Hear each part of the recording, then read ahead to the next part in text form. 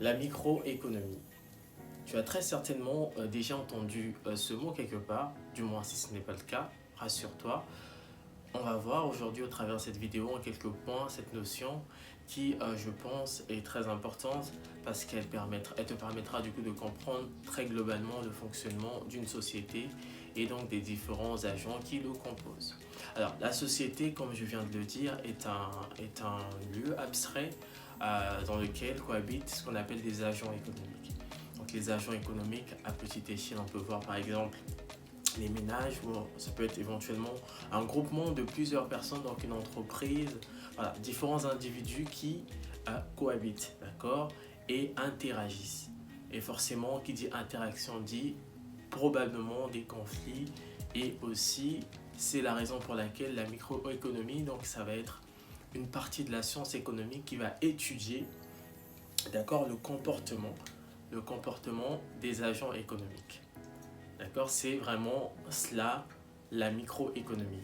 Donc, la microéconomie va s'intéresser justement aux différentes interactions qui peuvent exister entre ces agents économiques dans le but et dans l'optique de comprendre justement leurs décisions, la prise de décision de ces agents. Et donc, il faut savoir que ces agents économiques, comme je viens de le dire, interagissent et sont en cohabitation sur ce qu'on appelle des marchés. Donc, il y a le marché du travail, par exemple. Sur ce marché, les ménages, les individus sont considérés comme étant les offreurs. Donc, ils vont offrir leurs services en contrepartie du coup d'un prix. Voilà, c'est ce qu'on appelle un échange. Donc, cet échange nécessite forcément ce qu'on appelle donc un échange, donc forcément des biens et des services qui vont être échangés en contrepartie du service et de ce qui est fourni de la part des individus. Donc, pour expliquer un petit peu globalement ce que je viens de dire, donc dans la société, on a ce qu'on appelle des agents, donc des agents économiques, donc les individus qui vont de ce fait interagir entre eux avec des entreprises,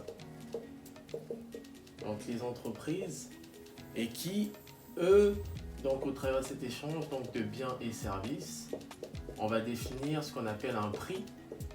Donc la microéconomie viendra donc s'intéresser aux différentes actions du coup, va essayer de comprendre le comportement d'achat de ces différents ménages afin donc de déterminer par le biais par exemple d'une microéconomie appliquée à un prix qui pourra de ce fait être adapté à chaque agent économique afin que le marché soit régulé au mieux. Donc c'est vraiment cela la microéconomie.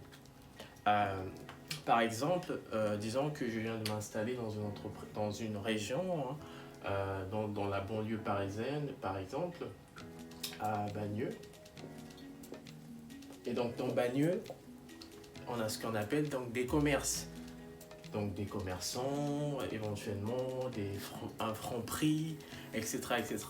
Donc, la microéconomie va s'intéresser à chaque agent économique dans cette zone de chalandise, d'accord, afin de comprendre qu'est-ce qui motive éventuellement l'achat et ces différents ménages, quelles sont les interactions qui existent entre les différents agents économiques, et donc en utilisant la microéconomie théorique, donc c'est un ensemble de procédés mathématiques, etc., qui permettent donc au final de définir des procédés qui permettront donc de déterminer une notion de prix qui pourra de ce fait permettre à ce que ce marché soit régulé.